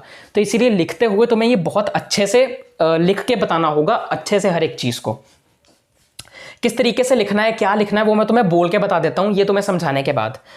एग्जाम्पल है ऑक्सीजन का वाटर में डिजोल्व होना। इससे होता क्या है, जो एक्वेटिक एनिमल्स होते हैं ना, एक्वेटिक एनिमल्स यानी कि पानी में रहने वाले जानवर, जैसे कि फिश, पानी में रहने वाले एनिमल्स जैसे फिश हो गया, डॉल्फिन हो गई, वेल्स हो गई, ऑक्टोपस हो गया, टर्टल हो गया, वगैरह वगैरह। एक्वेटिक एनिमल्स जो होते हैं ना, इनको ब्रीद करने में बहुत ज़्यादा हेल्प मिलती है, सांस लेने में, क्योंकि उसमें ऑक्सीजन डिजोल्व हो जाता है। एक्वेटिक एनिमल्स अच्छे से ब्रीद कर पाते हैं क्योंकि ऑक्सीजन जो है ये पानी में डिजोल्व हो जाता है। ऑक्सीजन क्या है, गैस है। पानी क्या है, पानी वाटर मतलब क्या है, लिक्विड है। तो गैस लिक्विड में कन्वर्ट होती है, लिक्विड मिलता है अपने को। एग्जाम्पल ऑक्सीजन जो गैस है ये वाटर में डिजोल्व हो जाती है, और ये जो ऑक्सीजन है वाटर में डिफ्यूज या डिजोल्व होती है। तो एक्वेटिक एनिमल्स को सांस लेने में बहुत मदद मिलती है, क्योंकि एक्वेटिक एनिमल्स को ऑक्सीजन मिल जाता है पानी के अंदर, जब ऑक्सीजन जो है पानी में डिफ्यूज हो जाता है। एग्जाम में अगर पूछा जाए कि एक्वेटिक एनिमल्स पानी के अंदर सांस कैसे ले सकते हैं, बताओ, how aquatic animals can breathe in water, explain, तो तुम कैसे करोगे? तुम लिख सकते हो कि aquatic animals can breathe in water due to the diffused oxygen in water और डिजोल्व्ड ऑक्सीजन इन वाटर। ठीक है, एग्जैक्ट आंसर भी बता दिया तुम लोगों को, यही लिख के आना। तो इस चीज का क्या रिजल्ट निकला, कंक्लूजन का मतलब है क्या रिजल्ट निकला, इससे हमें क्या सीखने को मिला? ये सीखने को मिला कि सॉलिड, लिक्विड और गैस, इनको एक दूसरे में डिफ्यूज अगर तुम करते हो तो ये हमें लिक्विड में ही इसका एंड प्रोडक्ट मिलता है। एंड प्रोडक्ट यानी कि एंड में हमें जो मिलता है वो लिक्विड ही होता है। सॉलिड को लिक्विड में डालोगे लिक्विड मिलेगा, फिर गैस को लिक्विड में डालोगे तो भी लिक्विड मिलेगा। तो ये हमें इसका रिजल्ट मिला। तो इससे हमें एक और चीज समझने को मिलती है, एक और रिजल्ट मिलता है, वो ये है कि जो रेट ऑफ डिफ्यूजन है, रेट ऑफ डिफ्यूजन का मतलब डिफ्यूज होना क्या होता है वो तो तुम्हें पता है, पर डिफ्यूज, रेट ऑफ डिफ्यूजन का मतलब है कितनी जल्दी डिफ्यूज होना, है ना। मतलब डिफ्यूज होने का टाइम, डिफ्यूजन का टाइम कि कोई कितनी जल्दी या कितनी लेट डिफ्यूज हो रहा है। रेट ऑफ डिफ्यूजन मतलब डिफ्यूज होने का टाइम, डिफ्यूज होने की स्पीड। तो जो डिफ्यूज होने की स्पीड है, rate of diffusion of liquids, liquids की डिफ्यूज होने की स्पीड ज्यादा होती है, is higher than that of solid, solid से। यानी लिक्विड में किसी भी चीज के डिफ्यूज होने की, मिक्स होने की स्पीड सॉलिड से ज्यादा होती है। और ज्यादा क्या होती है, मतलब सॉलिड में तो हो ही नहीं सकता है, पर फिर भी तुम्हारी एनसीईआरटी में ये लाइन दी गई है, तो इसलिए इसको पेपर में लिख के जरूर आना अगर इसके रिलेटेड कोई भी क्वेश्चन आता है ये तो, या फिर तुमसे कोई भी इसके रिलेटेड पूछता है तो, कि रेट ऑफ डिफ्यूजन किसकी ज्यादा होती है, लिक्विड्स की या सॉलिड्स की, तो तुम कहोगे लिक्विड्स की। ठीक है, अब तुमसे यह भी पूछा जा सकता है कि लिक्विड्स की रेट ऑफ डिफ्यूजन सॉलिड से ज्यादा क्यों होती है, इसका रीजन बताओ। तो तुम्हें लिखना होगा कि जो पार्टिकल्स होते हैं वो मूव करते हैं फ्रीली और उनमें ज़्यादा स्पेस होती है। किनके पार्टिकल्स में, सॉलिड स्टेट के, है ना। वो तुमसे पूछेंगे कि बताओ जो लिक्विड स्टेट है, जो मैंने शायद यहाँ पे सॉलिड स्टेट बोल दिया, लिक्विड स्टेट बोलना था वो तुमसे पूछ सकते हैं एग्जाम में कि जो रेट ऑफ डिफ्यूजन है लिक्विड स्टेट का वो सॉलिड स्टेट से ज़्यादा क्यों होता है। तो तुम कह सकते हो कि लिक्विड स्टेट में जो पार्टिकल्स हैं वो फ्रीली मूव कर पाते हैं और उनके बीच में ज़्यादा स्पेसेस होती हैं अगर लिक्विड के कंपैरिजन में बोला जाए तो। ये देन सॉलिड्स लिखना मत भूल जाना भाई, देन सॉलिड्स लिखना भूल गए ना तो नंबर कट सकते हैं, क्योंकि उसमें स्पेसेस ज़्यादा होती हैं और वो ज़्यादा इजीली मूव कर सकते हैं सॉलिड्स के मुकाबले, क्योंकि गैसेस से कम होती है। ठीक है ना, गैसेस में और भी ज़्यादा स्पेस होती है, गैसेस में और भी ज़्यादा अच्छे से मूव कर सकते हैं। सॉलिड्स के मुकाबले ज़्यादा होती है, कर लो नोट। तो अब हम आगे बढ़ते हैं और अब हम पढ़ते हैं द गैसियस स्टेट के बारे में। इसको पढ़ने के लिए अगली एक्टिविटी 1.11 यानी 1.11 है। मैंने वैसे पहले 1.10 बोल दिया था, जिसको 1.10 बोला जाता है। देखो साइंस के साथ तो मैं मैथ्स भी सिखा रहा हूँ मैं कोई भी चीज़ का पीछे अगर पॉइंट होता है ना, तो उसके बाद वाले नंबर्स को एक एक डिजिट करके बोला जाता है, इकट्ठा नहीं बोला जाता। जैसे 1.11 बोला जाएगा, 1.11 नहीं बोला जाएगा। इस एक्टिविटी को करने से पहले ना एक और चीज़ तुम्हारी एनसीईआरटी में लिखी हुई है, जो मैं तुम्हारे सामने दिखा रहा हूँ। इसमें वैसे ये क्वेश्चन एग्ज़ाम में ज़्यादा आता नहीं है, पर फिर भी अब एनसीईआरटी में है तो देख लेते हैं क्या जाता है। 2-3 मिनट लगेंगे, इससे भी कम लगेगा। क्वेश्चन है, have you ever observed a balloon seller filling a large number of balloons from a single cylinder of gas? क्या तुमने किसी ऐसे बलून सेलर या बलून बेचने वाले को देखा है या देखते हो जो गैस वाले बलून्स बेचता हो? मतलब जो सिलेंडर से बलून में गैस भर के वो देता हो, जो बलून ऐसे ऊपर उड़ता ही जाता है ना? देखा है ना? हाँ, ये तो देखा, सबने देखा होगा यार। इसका आंसर यस है। Enquire from him how many balloons is he able to fill from one cylinder? कहते उससे जाके पूछो कि एक सिलेंडर में से वो कितने बलून्स में हवा भर सकता है। बताऊं? वो एक सिलेंडर से 741 बलून्स में हवा भर सकता है। ठीक है, वैसे ये अप्रॉक्सीमेटली है। अप्रॉक्सीमेटली का मतलब कि लगभग 741 बलून्स में हवा भरी जा सकती है उस एक सिलेंडर से। पर अगर एग्जाम में आएगा तो ये आंसर करेक्ट है यार, तुम इतना भी लिख के आ सकते हो। इसके आगे ना ये भी ज़रूर लिख देना ब्रैकेट में, अप्रॉक्सीमेटली, ये लिखना मत भूलना, फिर शायद गलत हो सकता है अगर तुम ये ना लिखो अप्रॉक्सीमेटली, यानी कि लगभग इतने। और फिर अगर तुमने ये करके अप्रॉक्सीमेटली ब्रैकेट में लिख दिया ना, कोई भी तुम्हारा आंसर गलत नहीं कर पाएगा। उसके बाद ask him which gas does he have in the cylinder? उससे पूछो कि सिलेंडर में उसके पास कौन सी गैस है। तो यार उस सिलेंडर में बलून्स को फिल करने के लिए ना जो गैस होती है वो ज़्यादातर हीलियम यूज़ की जाती है। ठीक है, हीलियम यूज़ की जाती है। तो तुम्हारी एनसीईआरटी में था ये क्वेश्चन, तो मैंने बता दिया। बाकी एग्ज़ाम में तो ये आने के चांसेस बहुत ही कम है। बहुत ज़्यादा अगर मैं कहूँ तो इम्पॉर्टेंट तो ये नहीं है, इम्पॉर्टेंट तो नहीं है, मैंने क्रॉस लगा दिया, इम्पॉर्टेंट नहीं है, पर अपनी नॉलेज के लिए मैंने ऐसे ही बता दिया यार तुम लोगों को। और यहाँ पे मैंने कट मारा है, और ज़्यादा कट मार देता हूँ ना ना ना ना ना, ताकि तुम्हें पता चले भाई इंपॉर्टेंट नहीं है। एक्टिविटी करते हैं आगे की, इसे रेस कर देते हैं। अभी एक्टिविटी पे फोकस करते हैं, ये इतना इंपॉर्टेंट भी नहीं है हमारे लिए। हमारे लिए इंपॉर्टेंट है हमारी एक्टिविटी। ठीक है, तो एक्टिविटी करेंगे हम। Activity 1.11, take 300 ml syringes and close their nozzles by rubber cocks as shown in figure 1.4। 1.4 figure तुम्हारे पास आ रही है। सिरिंज बेसिकली क्या होता है, तुमने इंजेक्शन तो देखे होंगे। इंजेक्शन के ऊपर जो सुई लगती है ना, वो सुई अलग होती है। सुई बाद में ना इंजेक्शन के मुंह पे, उसको सिरिंज कहते हैं एक्चुअली में। तो उस इंजेक्शन या सिरिंज के ना मुंह पे वो सुई लगाई जाती है। तो कहते हैं उसके जो मुंह पे ना सुई की जगह पे तुम एक रबर कॉर्क लगा दो, यानी कि इस तरीके का रबर का ढक्कन लगा दो, जो तुम्हें फिगर में दिख भी रहा है यहाँ पे। और ऐसी हमें 3 सिरिंजेस लेनी है 100 ml की। ठीक है, तो यहाँ पर अपने को 3 सिरिंजेस लेनी है 100 ml की, तीनों 100 ml की अलग अलग सिरिंजेस लेनी है। 100 ml ईच भी लिख देता हूँ, ईच का मतलब कि तीनों 100 ml की अलग अलग। एक्टिविटी हम कर रहे हैं एक्टिविटी 1.11। ठीक है, 3 सिरिंजेस लेनी है, तीनों 100 ml की होनी चाहिए। 100 ml 100। आगे, remove the piston from all the syringes.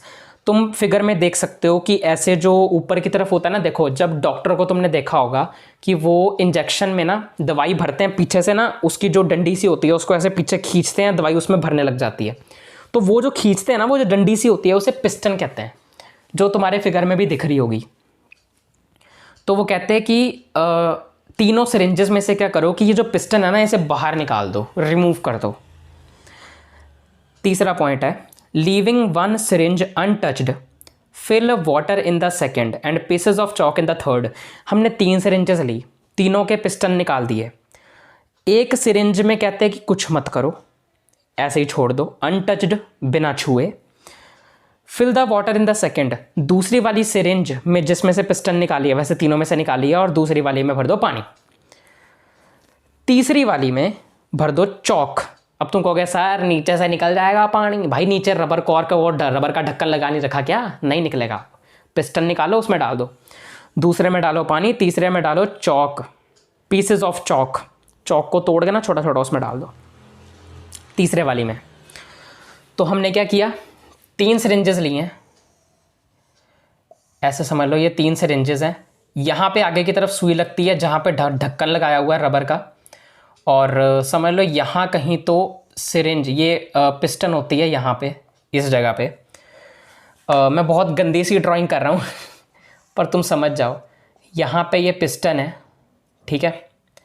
भाई इतनी गंदी ड्राइंग कौन करता है? मैं करता हूँ भाई, मेरी ड्राइंग सच्ची में बहुत गंदी है, तुम्हें समझ भी नहीं आएगी।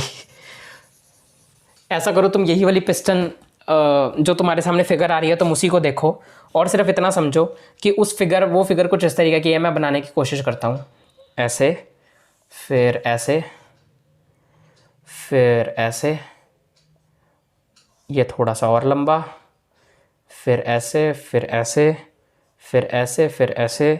उसके बाद यहाँ पे है रबर कॉर्क, ठीक है। इसके ऊपर यहाँ पे है पिस्टन, कुछ इस तरीके की, ठीक है। यही है ना, ठीक है। ये हमारे पास में पिस्टन है और ठीक है। अब ध्यान से देखना, ये पिस्टन है यहाँ तक, ये हमारे पास में सिरिंज है। ये जो पिस्टन है इसको रिमूव किया हुआ है, और जो फर्स्ट वाली है उसके अंदर इस जगह पे कुछ नहीं भरा हुआ, अनटच्ड है, खाली है, एम्प्टी है। सेकंड वाली में क्या किया, मैं सिर्फ इतना सा पार्ट बना रहा हूँ, ठीक है, इतना सा पार्ट। सेकंड वाली में इतने से पार्ट में, बाकी तुम समझ लो यही है, मैं इसका ये वाला पार्ट जिसको मैंने स्क्वायर किया है वो बनाया। सेकंड वाली में पानी डाल दो, और थर्ड वाली में वो क्या बोल रहे हैं, चौक के पीसेस डाल दो। इस जगह पे, इस जगह पे चौक के पीसेस डाल दो। ये लो, चौक के पीसेस डाल दिए। अगला point, insert the piston back into the syringes. अब ये पिस्टन जो है हमने निकाल दी थी ना, उसको दोबारा से सभी में डाल दो। ये देखो, ये समझ लो इसमें था, अब इसमें ये जो पिस्टन है, ये समझ लो पिस्टन है, ये दोबारा से इसमें डाल दो। सेकंड हट गया सेकंड वाला, ये पिस्टन जो है दोबारा से डाल दो, इसमें भी और इसमें भी। ये रबर कॉर्क है, ठीक है। तो थर्ड वाली में भी ये पिस्टन मैंने क्या किया, डाल दी। तो अब होगा क्या, ये मेरी ड्राइंग्स बहुत गंदी है, मैं पहले कह रहा हूँ, तुम्हें फिगर समझ आ रही होगी कि पिस्टन निकाल दी थी, फिर ये सेकंड और थर्ड वाली में भी पिस्टन मैंने दोबारा से डाल दी। तो insert the piston back into the syringes, ठीक है।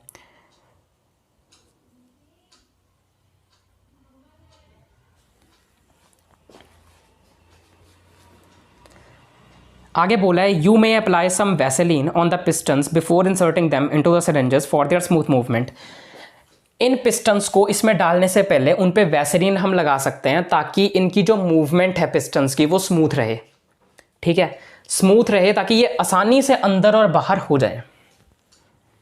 वैसे बाहर अब करना ही नहीं है, आसानी से अंदर हो जाए।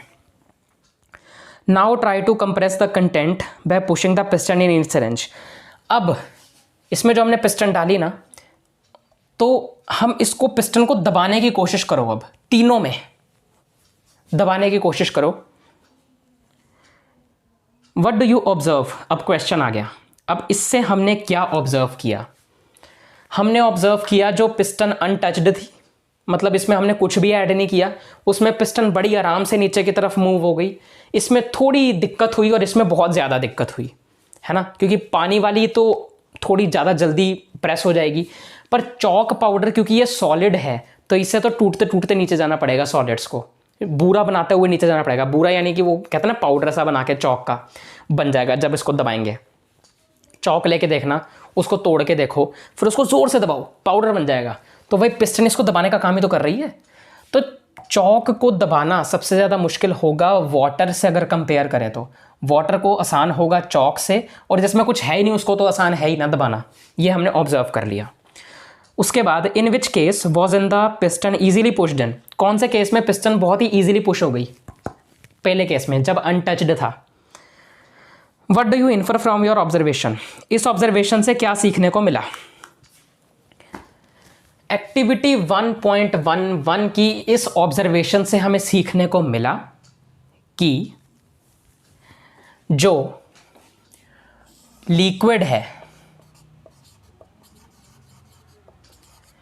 लिक्विड के जो पार्टिकल्स होते हैं, जो लिक्विड है, लिक्विड के जो पार्टिकल्स होते हैं, उनमें जो स्पेसेस हैं वो ये जो चॉक था यानी कि सॉलिड, उनके पार्टिकल की स्पेसेस से ज़्यादा होते हैं। अगर मैं सॉलिड के स्पेस, सॉलिड के पार्टिकल्स के बीच में जितनी स्पेस है उससे कंपेयर करूं तो लिक्विड के पार्टिकल्स में जितनी स्पेस होती है वो ज़्यादा होती है, सॉलिड से ज़्यादा होती है। क्यों? ये कैसे पता चला? क्योंकि सॉलिड को प्रेस करना डिफिकल्ट था और वाटर को प्रेस करना इजी था। और वहीं अगर मैं बात करूं कि इसमें सबसे ज़्यादा इजी था, इसमें बिल्कुल ईजीएस्ट था, बहुत ज़्यादा आसान था इस पिस्टन को प्रेस करना। क्यों? क्योंकि इसमें कुछ नहीं था, मतलब गैस थी, क्योंकि जहां कुछ नहीं होता वहां गैस होती है। तो यहां पर थी गैस, हमने पिस्टन हटा दी थी तो इसमें कुछ नहीं आया, बस एटमॉस्फेयर, हमारे आसपास में जो गैस है ना वो इसमें जाके इकट्ठी हो गई। तो जब हमने पिस्टन बंद किया तो इसमें सिर्फ गैस रही। तो गैस के जो पार्टिकल्स हैं उनके बीच में जो स्पेसेस हैं, गैस के जो पार्टिकल्स हैं, गैस के पार्टिकल्स के बीच में जो स्पेसेस हैं वो लिक्विड और सॉलिड दोनों के पार्टिकल्स के स्पेसेस से ज़्यादा है। आई समझ? क्योंकि अगर सॉलिड के पार्टिकल्स कुछ इस तरीके से रखे हुए हैं तो लिक्विड के पार्टिकल कुछ इस तरीके से रखे हुए होंगे थोड़ी दूर दूर, और गैस के पार्टिकल्स कुछ इस तरीके से रखे हुए होंगे और भी दूर दूर। इससे ये हमें पता चला है। और लिक्विड कह रहा हूँ गैसियस स्टेट के बारे में और बातें थोड़ी जाननी ज़रूरी है, पहले इतना नोट करो फिर आगे बढ़ते हैं। अब हम आगे बढ़ते हैं और आज है आपके इस स्टेट्स ऑफ मैटर वाले लेक्चर का आखिरी पार्ट। इसके बाद हमने आज के लेक्चर में जो कुछ भी पढ़ लिया उसको रिवाइज करेंगे और फिर उसके बाद इस लेक्चर को रैप अप करेंगे। तो अभी हम आखिरी चीज़ पढ़ने जा रहे हैं गैसियस स्टेट के बारे में। एक्टिविटी के ज़रिए तो हमने समझ लिया कि जो गैस होती है वो हाईली कंप्रेसिबल होती है, यानी इसको बहुत ही ज़्यादा दबाया जा सकता है, इसकी कंप्रेसिबिलिटी बहुत ज़्यादा होती है। अब इन एलपीजी और सीएनजी पे मैं आता हूँ, पर उससे पहले इस तीसरे पॉइंट को पढ़ते हैं। ये होता है कि हम ना गैस की बहुत सारी वॉल्यूम को, ध्यान से पढ़ना, कि गैस की बहुत सारी volume, large volume of gas को हम कंप्रेस कर सकते हैं, दबा सकते हैं। देखो मैं बताता हूँ कि गैस ना कुछ इस तरीके से होते हैं, गैस के पार्टिकल्स इतनी दूर दूर होते हैं, ठीक है। फिर जब हम इसे दबाते हैं, इस पर प्रेशर अप्लाई करते हैं, इसे कंप्रेस करते हैं, तो इसके जो पार्टिकल्स हैं ना वो थोड़े पास में आ जाते हैं, कुछ इस तरीके से, ठीक है, थोड़े पास में आ जाते हैं। तो होता क्या है इससे कि जब हम इसको कंप्रेस करते हैं, इसको दबाते हैं, इसको पास में लेके आते हैं, तो ये गैस से लिक्विड स्टेट में कन्वर्ट हो जाता है, क्योंकि गैस में स्पेसेस बहुत ज़्यादा होती हैं पार्टिकल्स में, और लिक्विड के पार्टिकल्स में स्पेसेस थोड़ी कम होती हैं। तो जब हम इनके पार्टिकल्स में स्पेसेस कम कर देते हैं, इसके करेक्टरिस्टिक ऑफ मैटर याद करो, पार्टिकल्स ऑफ मैटर में स्पेस होना करेक्टरिस्टिक है मैटर की, पार्टिकल ऑफ मैटर की प्रॉपर्टी है। तो गैस के पार्टिकल्स को जब हम पास में लेके आते हैं, इनकी स्पेसेस को कम करते हैं, पार्टिकल्स ऑफ मैटर की कैरेक्टरिस्टिक्स में वेरिएशन लाते हैं, चेंज लाते हैं, तो स्टेट चेंज हो जाती है। बताया था ना स्टार्टिंग में। तो ये गैस से लिक्विड में कन्वर्ट हो जाता है। तो इसी तरीके से जब हम बहुत ज़्यादा गैस को कंप्रेस करते हैं, दबाते हैं और लिक्विड में कन्वर्ट कर देते हैं, तो इसको कहीं पे भी ट्रांसपोर्ट किया जा सकता है इजीली। यानी कहीं पे भी उस गैस को लिक्विड में कन्वर्ट करके उस लिक्विड को किसी भी चीज़ में डाल के, तुम्हें पता है कि कंटेनर, जिस भी कंटेनर में लिक्विड को डाला जाता है वो उसकी शेप ले लेता है, तो किसी भी कंटेनर में डालकर उसको कहीं पे भी इजीली ट्रांसपोर्ट किया जा सकता है, स्मॉल या छोटे छोटे सिलेंडर्स में डाल के, है ना। सिलेंडर में डाल के कहो, या तो अगर तुम परफ्यूम्स यूज़ करते हो अपने घरों में, तो परफ्यूम क्या होता है, परफ्यूम के अंदर जो लिक्विड होता है ना, वो उसी गैस को दबा के लिक्विड बना के परफ्यूम की बोतलों में भर दिया जाता है। और तभी तो तुम जब उसको छिड़कते हो, तो छिड़कते ही जब यहाँ पे वो लगता है मतलब डिओड्रेंट हो गया या कुछ भी, तो उसकी स्मेल आती है अच्छी सी, है ना। तो इससे तुम क्या समझते हो कि जो गैस वहाँ से निकली और तुम्हारे ऊपर लगी, और अब वो गैस के पार्टिकल्स में स्पेस पहले जो इतनी थी लिक्विड में होने की वजह से, गैस में होने की वजह से बढ़ गई, स्पेस बढ़ गई, यानी कि वो और ज़्यादा अच्छे से फ्लो करेगा। और ज़्यादा अच्छे से फ्लो करने का मतलब है कि वो और ज़्यादा अच्छे से मूव करेगा, और ज़्यादा तेज़ी से मूव करेगा, और मूव करेगा, और तो और स्पेसेस बढ़ जाने की वजह से ये इसके अंदर किसी भी चीज़ के डिफ्यूज़ होने की रेट भी बढ़ जाएगी। यानी अब इसके अंदर कोई भी चीज़ बहुत जल्दी मिक्स हो सकती है, क्योंकि इसमें जो स्पेस है वो बहुत ज़्यादा हो चुकी है।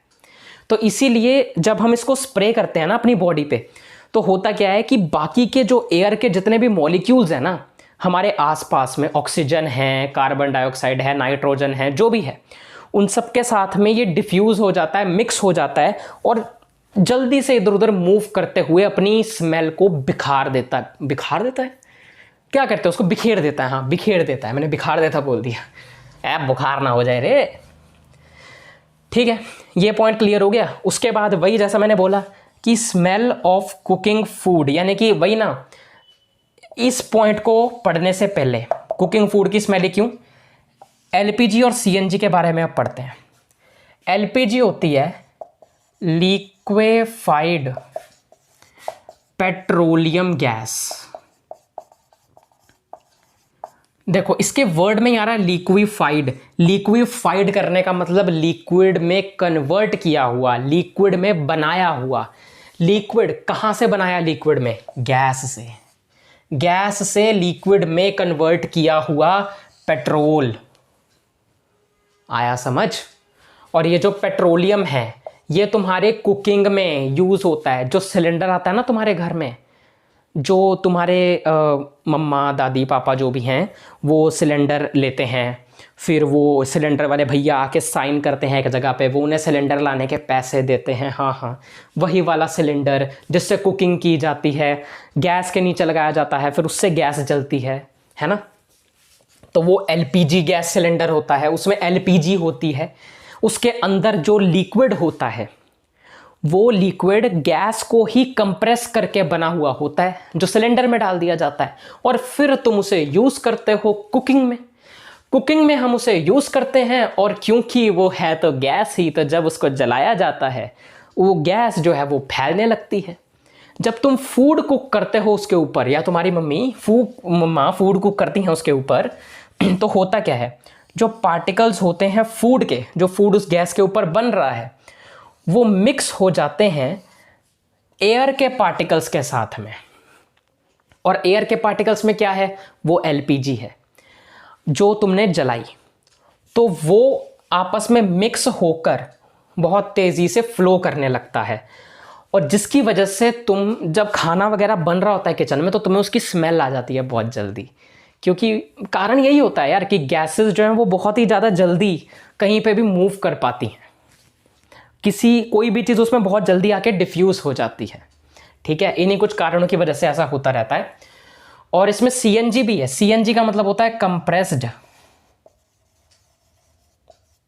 नेचुरल, आर को ठंड लग गई, कंप्रेस्ड नेचुरल गैस।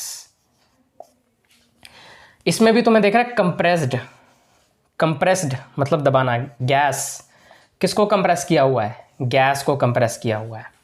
और नेचुरल वर्ड मतलब क्या है कि कोई नेचुरल गैस है भाई, व्हीकल्स में यूज़ होती है ये CNG, ज़्यादातर ऑटो वगैरह में CNG गैस का यूज़ होता है पेट्रोल की जगह पे। तो ये भी एक तरीके की गैस ही है जो कि लिक्विड में कन्वर्ट की जाती है दबाकर। और हाँ यार, तुम्हारे जो व्हीकल्स वगैरह में भी डलते हैं पेट्रोल वगैरह, वो भी तो ऐसे ही होते हैं, लिक्विफाई किए होते हैं। अगला पॉइंट, जो रेट ऑफ डिफ्यूजन होती है वो ज़्यादा होती है किसमें? गैसेस में भाई। रेट ऑफ डिफ्यूजन ज़्यादा होती है गैसेस में, इन गैसेस में ज़्यादा होती है, सॉलिड्स और लिक्विड से तो कहीं ज़्यादा होती है। ठीक है, क्योंकि इसमें सीधी सी बात है, किसी भी चीज़ में डिफ्यूजन कितनी जल्दी होगी ये कैसे पता चलेगा? उसमें स्पेस कितनी है, जिसके पार्टिकल्स के बीच में जितनी स्पेस उतनी ज़्यादा उसकी रेट ऑफ डिफ्यूजन। सॉलिड की रेट ऑफ डिफ्यूजन सबसे कम है, लिक्विड की उससे ज़्यादा है और गैस की उससे भी ज़्यादा है। लास्ट पॉइंट भाई, लास्ट पॉइंट पढ़ने से पहले एक बार तालियां हो जाए तुम सबके लिए। तुमने कैरेक्टरिस्टिक्स ऑफ मैटर को बहुत ज़्यादा डिटेल में और अच्छे से पढ़ लिया है। लास्ट पॉइंट है, जो पार्टिकल्स होते हैं किसके? गैस के, वो मूव करते रहते हैं रैंडमली यानी कि कहीं पे भी, इधर उधर। रैंडमली का मतलब है कहीं पे भी इधर उधर मूव करते रहते फ्रीली, क्योंकि इनमें स्पेस बहुत ज़्यादा होती है। तो ये पार्टिकल्स गैस के एक दूसरे को अट्रैक्ट नहीं कर रहे होते हैं, या फिर बहुत ही कम कर रहे होते हैं, जिससे इन पर कोई फर्क नहीं पड़ता। कोई पार्टिकल इधर जा रहा है, कोई इधर जा रहा है, कोई इधर जा रहा है, कोई उधर जा रहा है, कोई इधर सर ठोक रहा है, कोई उधर सर ठोक रहा है, जो भी इधर उधर ठुकते रहते हैं बस। कभी एक दूसरे के साथ में बच जाते हैं। कभी अगर कोई गैस को किसी कंटेनर में डाल दिया जाए तो वो उस कंटेनर में भी एक दूसरे से तो टकराते रहते ही हैं, और साथ ही में वो कंटेनर की दीवारों से भी ठाड़ टकराते ही रहते हैं, क्योंकि वो मतलब रैंडमली इधर उधर मूव करते रहते हैं हाई स्पीड पे, बहुत ज़्यादा स्पीड पे। हिट ईच अदर, एक दूसरे को भी हिट करते हैं, and also the walls of the container, और जिस कंटेनर में उन्हें रखा जाता है वो उस कंटेनर की वॉल्स को भी बहुत तगड़े तरीके से हिट करते रहते हैं। चाहो तो नोट कर सकते हो। अब हम करेंगे जितना कर लिया उस चीज़ की रिवीजन। तो मैं आप सबके सामने कपड़े बदल कर आ चुका हूं, और अब हमने इस लेक्चर में जितना पढ़ लिया है उसको एक बार रिवाइज करते हैं, उसका छोटा सा रिकैप देखते हैं आखिरी के इन 2 से 3 मिनटों में। उसके बाद इस वीडियो को रैप अप करेंगे, यानी ख़त्म करेंगे। तो आज हमने पढ़ लिया स्टेट्स ऑफ मैटर कि अलग अलग मैटर की अलग अलग स्टेट होती हैं, उनके characteristics of particles of matter, यानी पार्टिकल्स ऑफ मैटर की जो प्रॉपर्टीज़ हैं उनके चेंज होने की वजह से हर मैटर की जो स्टेट है वो अलग अलग होती है। इसके बारे में हमने पहले डिटेल में पढ़ा। उसके बाद एक्टिविटीज़ के ज़रिए हमने सॉलिड स्टेट, फिर लिक्विड स्टेट और फिर गैसियस स्टेट को डिटेल में डिस्कस किया कि सॉलिड स्टेट किस तरीके से इनकी शेप फिक्स होती है, वॉल्यूम फिक्स होती है, कंप्रेसिबल नहीं हो पाते हैं, और भी कई सारी चीज़ें इनके बारे में पढ़ी। ये रिजिड होते हैं, जैसे कि लिक्विड स्टेट में हमने पढ़ा ये फ्लो कर सकता है, पार्टिकल्स में स्पेस सॉलिड के मुकाबले थोड़ी ज़्यादा होती है। और हमने लिक्विड स्टेट के बारे में क्या पढ़ा कि लिक्विड स्टेट में किसी भी चीज़ का आकर डिफ्यूज़ होना या सॉल्युबल होना आसान होता है, इसकी कंप्रेसिबिलिटी लिक्विड की कंप्रेसिबिलिटी से ज़्यादा होती है। और हमने लिक्विड स्टेट के बारे में पढ़ा कि ये फ्लूइड होते हैं, फ्लूइड मतलब जो फ्लो कर सकते हैं। ठीक है, उसके बाद गैसियस स्टेट के बारे में हमने पढ़ा कि गैसियस जो होते हैं, मतलब गैसियस स्टेट में या फिर जो गैस होती है उनके पार्टिकल्स में बहुत ज़्यादा स्पेसेस होती हैं, इनकी ना तो फिक्स वॉल्यूम होती है और ना ही फिक्स शेप होती है। वैसे ही लिक्विड स्टेट में एक चीज़ अभी रिवीजन में बतानी रह गई कि लिक्विड स्टेट में फिक्स वॉल्यूम ज़रूर होती है पर फिक्स शेप नहीं होती। जिस भी कंटेनर में जिस भी लिक्विड को डालो वो उसी कंटेनर की शेप का हो जाता है, ठीक है। गैसियस स्टेट में तो ना फिक्स वॉल्यूम है ना ही फिक्स शेप है।